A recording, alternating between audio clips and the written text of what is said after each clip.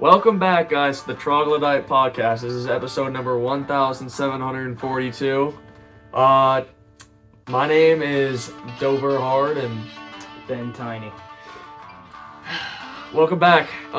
Let's just jump right in, guys. We're talking about government spending today, as well as subsidies. So, please elaborate a little bit on what government spending is. So government spending is when the government spends money either on their own programs, different parts of the government, such as police forces, first responders, and that's a short version of what government spending is. Any money the government spends. Yeah. So tell me a little bit about the debt that the U.S. has right now. So the U.S. has acquired a large amount of debt. Currently, the U.S. is over $100 trillion in debt. $100 trillion. That's crazy. Can you tell me a little bit about the history of that, maybe? So the U.S. has been in debt for pretty much its entire existence. We were in debt when we were founded as a country because we had to borrow money to fight off the British. The only time we were out of debt was during 1835 under Andrew Jackson, who, through selling off a bunch of land, was able to get us out of debt, but not for very long. So we slowly got it back into debt, and then the Civil War happened. We had to borrow a ton of money for that, and we just never got back out of debt. That's it. We just keep plummeting and plummeting. So, what about recent years? Can you tell me about recent national debt? Well, in 1935, the government once again tried to stabilize the economy after the Great Depression hit. They tried to boost the economy, but their way of doing that is through a subsidy where they tried to buy up all of the excess dairy milk in the country. Mm-hmm. All right, let's not jump too far into that now. We're going to switch it over to, what about, can you give me a definition of subsidies? So a subsidy is when the government gives money out to different citizens, companies, just as a helping hand to try and keep people in business, try to keep the economy going. It's just a way to prop up the economy. Exactly. And we're going to be diving a little bit more into this in our next segment. But first, let's just introduce our guest. All right, today we have the wonderful Al Hall. I'm going to go get our guest right now. But while I do that, here's a quick word from our sponsors.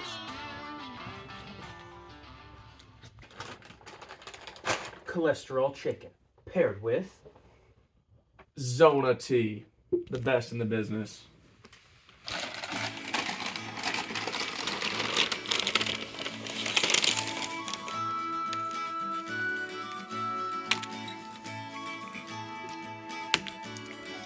Cholesterol Chicken is a company dedicated to our shareholder profits and ethical meat procurement. We make sure all of our meaty options are of the best quality to ensure our customer satisfaction. We offer reliable pricing and even allow for credit options to ensure you are able to buy our delicious products. Your arteries will be as loaded as our food. Cholesterol Chicken. Get fat, eat more. Disclaimer. Cholesterol Chicken is not responsible for any hospitalization or premature death related to the consumption of our food product. The FDA has tried numerous times to close our locations, but has repeatedly found us safe after incidents. There has been no trace of lead or arsenic in our product since June of 2024. Please do not contact authorities about health concerns related to our brand.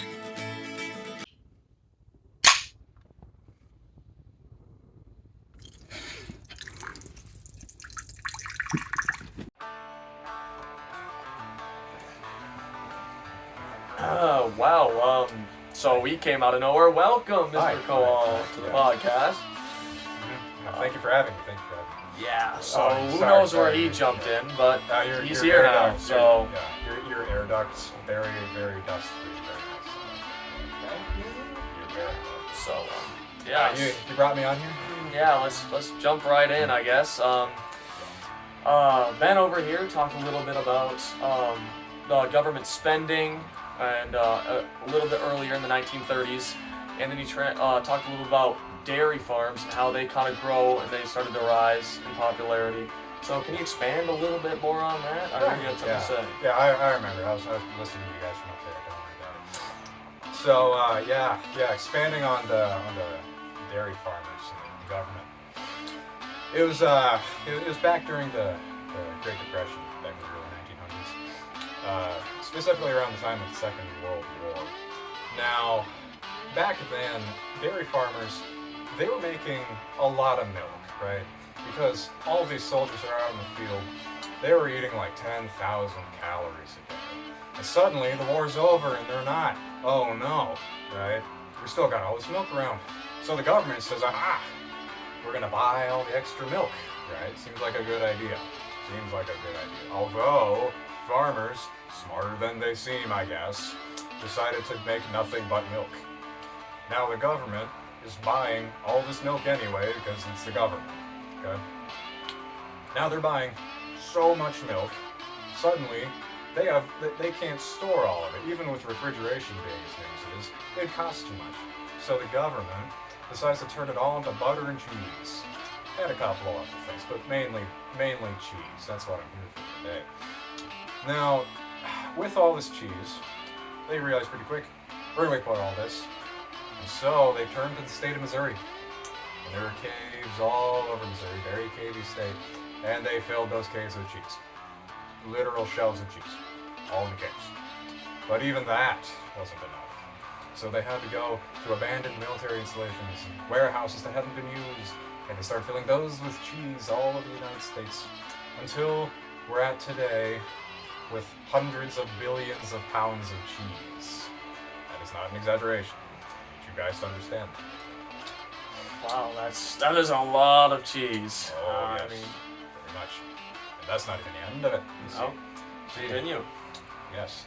All this cheese, the government realizes that it's a massive problem, right? Although the problem is to stop buying all this milk and to get rid of it, they would crash the global economy, more or less. Not all of it, but that's a lot of money and all this cheese. So every president for like 40 years just keeps kicking this proverbial can down the road until we get to Ronald Reagan, known for very small governments, right? And finally, he decides that we gotta do something about this. He wants to dump into the ocean. Although, for once, he decided to actually talk to the American people first about it. And so he gets one of his cabinet members with a 5-pound block of cheese.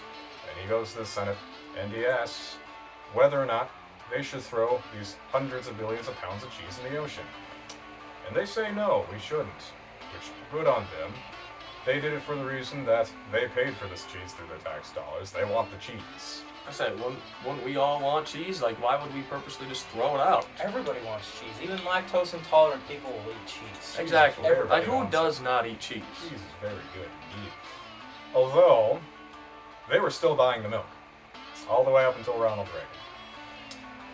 They finally stopped. Thank the cheese gods, right? Now, at this though, they still have all the stockpiles. And they need to get rid of it. So, they start giving out cheese subsidies to fast food enterprises.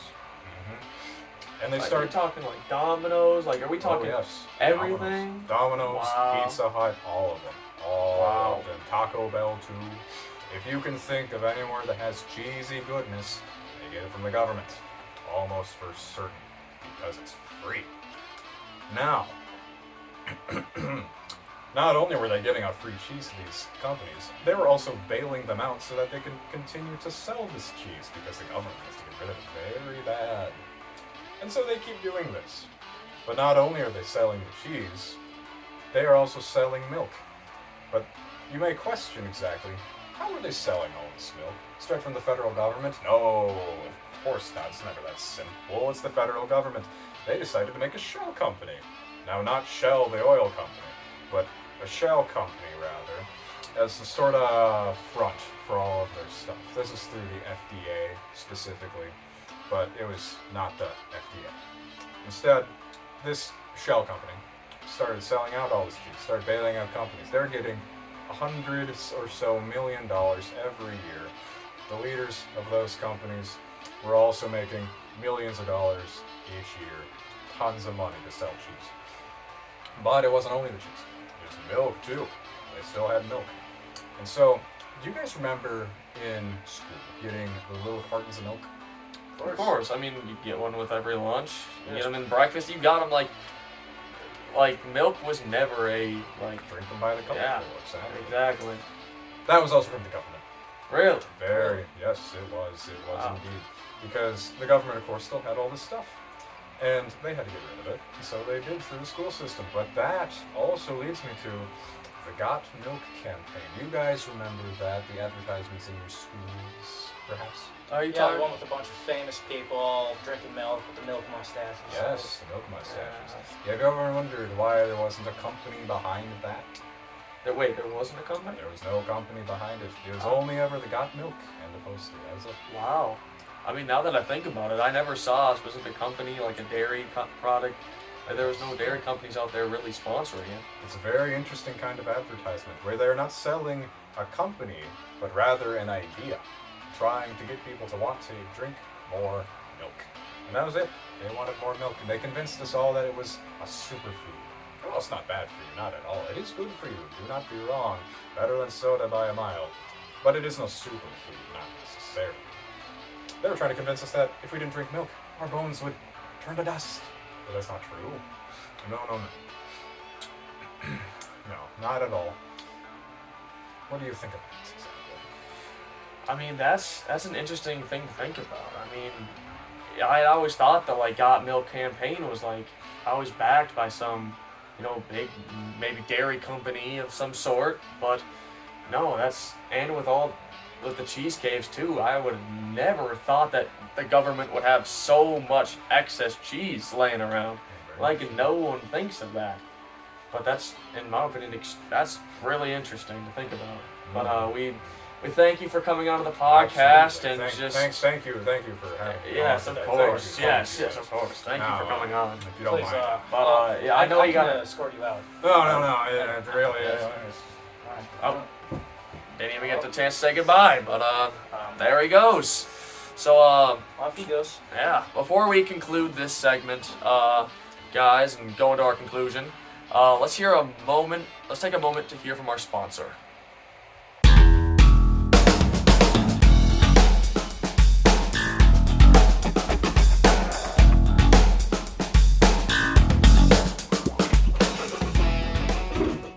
Thank you guys for watching the podcast and tuning in. It's been a lot of fun, and what can you say about maybe somewhere to buy our merch? As always, you can go and get our merch at www.cholesterolcrisis.gov, and we'll see you never unless we start making money, in which case we'll see you again sometime. Yeah, which is not going to happen.